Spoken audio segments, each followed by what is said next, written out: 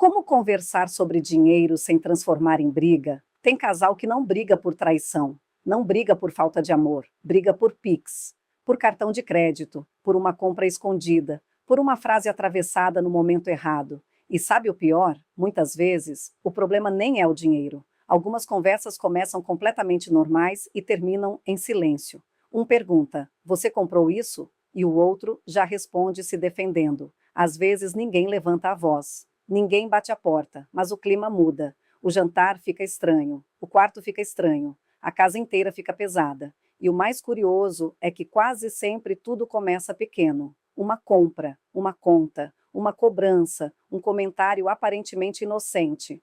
Mas por trás dessas discussões existem medos, inseguranças, expectativas e frustrações que raramente são colocados sobre a mesa. Com o tempo, o dinheiro deixa de ser apenas um assunto financeiro. Ele vira um tabu, um tema que os dois evitam, um assunto que gera tensão antes mesmo da primeira palavra ser dita. E quando isso acontece, não é apenas o orçamento que sofre. A conexão, a confiança e a parceria também começam a ser afetadas. Por isso, neste segundo episódio da série, Quando o Amor Não Paga as Contas, vamos falar sobre algo que pode transformar não apenas a vida financeira do casal, mas também a qualidade do relacionamento. Você vai conhecer 8 passos para conversar sobre dinheiro sem transformar essa conversa em briga.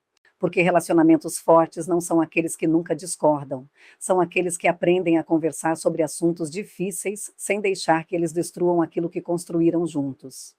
Antes de começarmos, eu quero te fazer um convite. Se você está em um relacionamento, assista a este episódio até o final. E, se puder, assista junto com a pessoa que divide a vida com você. Porque talvez vocês descubram que o problema nunca foi o dinheiro. Talvez o problema seja a forma como estão conversando sobre ele. Se esse tema faz sentido para você, já deixe seu like. Isso ajuda o canal a levar essa mensagem para mais pessoas que estão vivendo exatamente essa situação. E se você ainda não é inscrito, inscreva-se agora, porque na série Quando o Amor Não Paga as Contas, nós falamos sobre algo que quase ninguém ensina: como proteger o relacionamento enquanto cuidamos das finanças. Muitos casais brigam por dinheiro, mas se você olhar de perto, muitos casais brigam por dinheiro, tá? Mas se você olhar de perto para essas discussões, vai perceber que raramente elas são sobre números. Elas são sobre algo muito mais profundo e muito mais humano. É sobre o medo de não ter o suficiente, a insegurança de não ser suficiente, as expectativas que nunca foram ditas em voz alta, os sonhos que ficaram guardados e medos que continuaram crescendo no silêncio. Quando um casal discute sobre uma compra impulsiva ou sobre uma dívida escondida, o que está por baixo dessa discussão é quase sempre uma pergunta não respondida. Será que estamos construindo a mesma vida? Será que nossos valores se alinham? Será que posso confiar em você com o que me assusta de verdade? A boa notícia é que essas conversas podem mudar. Não de forma mágica, não da noite para o dia, mas com intenção, com método e com amor. Os 8 passos a seguir foram pensados para ajudar casais a transformar conflitos financeiros em conversas que fortalecem o vínculo, em vez de destruí-lo. O dinheiro é apenas o espelho. O que ele reflete é a nossa história, os nossos medos e os nossos sonhos mais honestos. Passo 1. Escolha o momento certo. Esse passo parece ser simples, mas é um dos erros mais comuns entre casais. Tentar resolver questões financeiras no pior Nós momento realmente possível, precisávamos de tudo no isso? calor de uma Você sabe que discussão, sim. logo Mas nós depois de uma combinamos um compra que limite. irritou, Não quando alguém comece a está cobrar isso exausto depois de agora. um dia difícil no trabalho. Nesses momentos, o cérebro não está em modo de resolução, está em modo de defesa.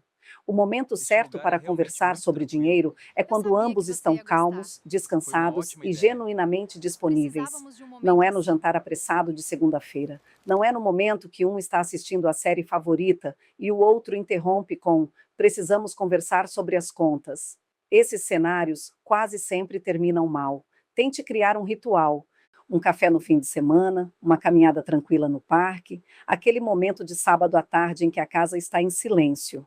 Quando a conversa sobre dinheiro tem um espaço seguro e previsível, ela deixa de ser uma ameaça e passa a ser parte natural da vida a dois. O momento que você deve evitar essa conversa: durante uma discussão em andamento. logo após uma compra polêmica, quando alguém está irritado ou cansado, quando estiver em público ou com pressa. Prefira os momentos em que os dois estejam calmos e descansados. Pode ser também um momento combinado previamente entre vocês, em ambiente tranquilo e privado, sem urgência ou pressão de tempo.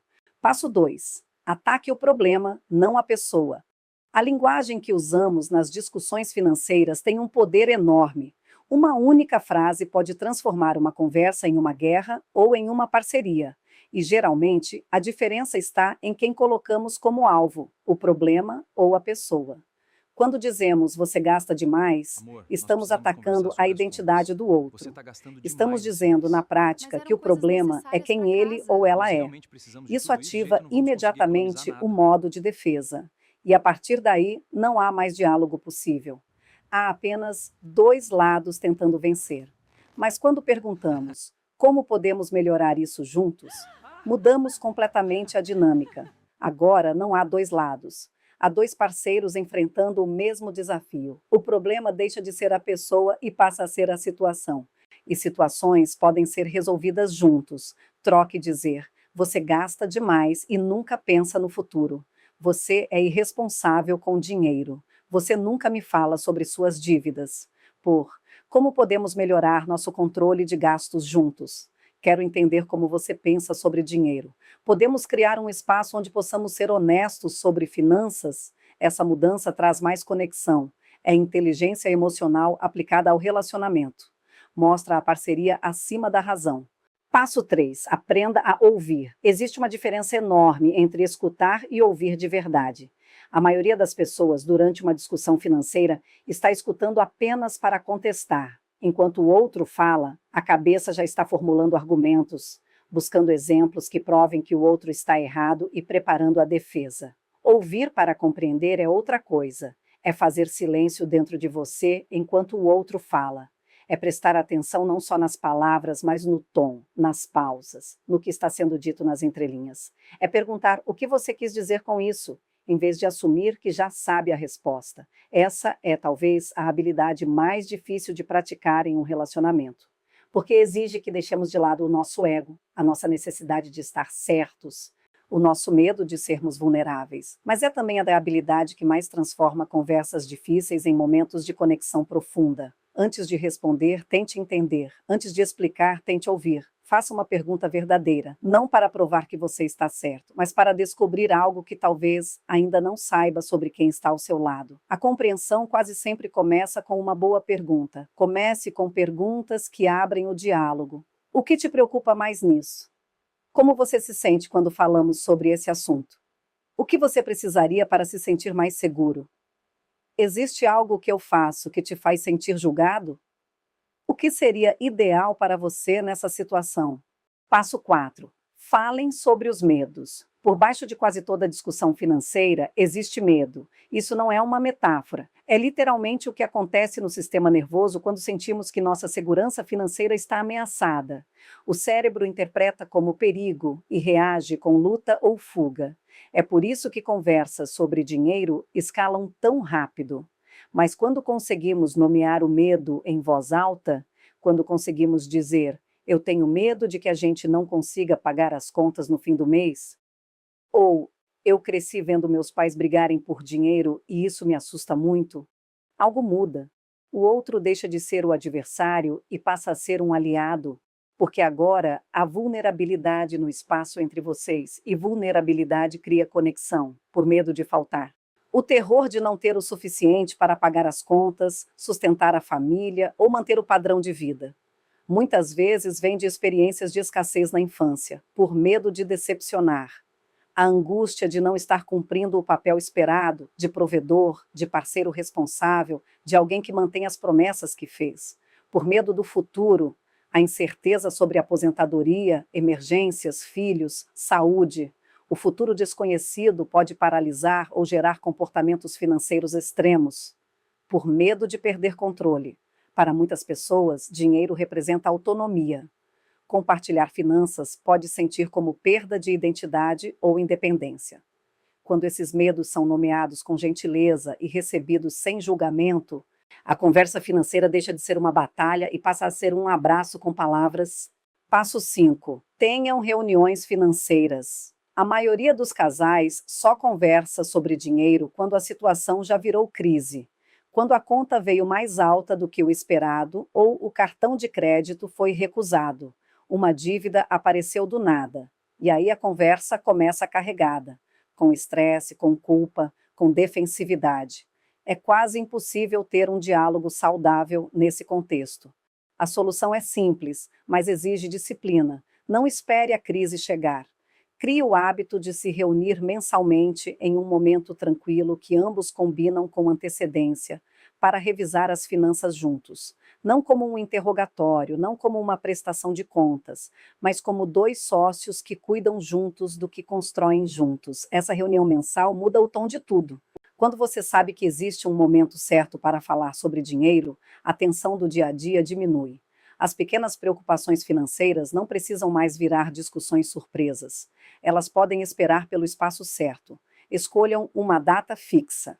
Tenha a disciplina do mesmo dia todo mês, por exemplo, o primeiro domingo. Previsibilidade cria segurança. Revisem os números juntos. Entradas, saídas, dívidas, reserva. Sem julgamento, apenas visibilidade. Celebrem os avanços. Reconheçam o que funcionou. Pequenas vitórias merecem ser comemoradas. Ajustem o plano com frequência. O que precisa mudar no próximo mês? Decidam juntos, com calma e com foco. Passo 6. Definam objetivos em comum. Existe um fenômeno curioso que acontece com casais que compartilham um objetivo financeiro claro. As brigas diminuem. Não porque os problemas desaparecem, mas porque a perspectiva muda. Quando vocês têm um sonho comum, comprar uma casa, fazer uma viagem, garantir a educação dos filhos, se aposentar com tranquilidade, o dinheiro para de ser um campo de batalha e vira um instrumento para construir esse sonho. Sem um objetivo compartilhado, as finanças viram território. Cada um defende o seu lado. Eu quero gastar aqui, você quer guardar ali. Mas com um objetivo em comum, vocês ficam no mesmo lado da mesa. O desafio não é mais um versus o outro. É os dois contra os obstáculos que aparecem no caminho do que sonharam juntos. Sentem-se juntos e perguntem um ao outro: qual é o sonho financeiro que você carrega? Muitas vezes, casais que vivem juntos há anos nunca tiveram essa conversa de forma explícita. Os sonhos ficaram guardados, assumindo que o outro sabia. E quando os sonhos são diferentes, a fricção cresce em silêncio. Para o curto prazo, quitar uma dívida, criar uma reserva de emergência ou fazer uma reforma. Para o médio prazo, realizar uma viagem dos sonhos, trocar de carro ou mudar de apartamento. Para o longo prazo, comprar uma casa própria, garantir a educação dos filhos ou se aposentar com segurança. Quando o objetivo é compartilhado, cada sacrifício financeiro ganha significado. Vocês não estão abrindo mão de algo, estão investindo no que construíram juntos. Passo 7. Evitem segredos financeiros. Pequenos segredos financeiros são como rachaduras numa parede. No começo parecem inofensivos, uma comprinha escondida aqui, uma dívida que vai resolver logo ali, um cartão de crédito que o outro não sabe que existe. Mas com o tempo, essas rachaduras crescem, e quando a estrutura cede, a queda é dura. A infidelidade financeira, como especialistas chamam o hábito de esconder informações financeiras do parceiro, é uma das formas mais silenciosas de erosão da confiança em um relacionamento. Não porque o valor seja necessariamente alto, mas porque o segredo comunica algo muito mais grave. Eu não confio que você vai me aceitar com minhas falhas. A transparência financeira não significa que cada centavo precisa ser justificado. Significa que não há informações escondidas que, se reveladas, mudariam a percepção que o outro tem da realidade financeira do casal. Significa que vocês operam com a mesma versão dos fatos. A confiança financeira se constrói na consistência de pequenos atos de honestidade, não em grandes gestos de abertura feitos apenas quando a situação já saiu do controle. Passo 8. Lembre-se do que importa. No meio de uma discussão sobre dinheiro, é muito fácil perder de vista por que aquela conversa está acontecendo em primeiro lugar. Você não está discutindo porque é inimigo do seu parceiro. Você está discutindo porque se importa profundamente com o que estão construindo juntos. E essa construção tem valor demais para ser deixada ao acaso. O dinheiro é importante. Ele paga as contas, realiza sonhos, oferece segurança. Mas ele é um meio, não um fim. E nenhum valor financeiro, nenhuma dívida, nenhuma discussão sobre gastos, nenhum desequilíbrio no orçamento vale mais do que o relacionamento que vocês escolheram construir. Quando a conversa esquentar, quando a defensividade aparecer, quando você sentir que está prestes a dizer algo que vai machucar, pause, respire. E lembre-se de que a pessoa do outro lado dessa mesa não é o seu adversário, é o seu parceiro. É a pessoa com quem você escolheu dividir não só as contas, mas a vida inteira.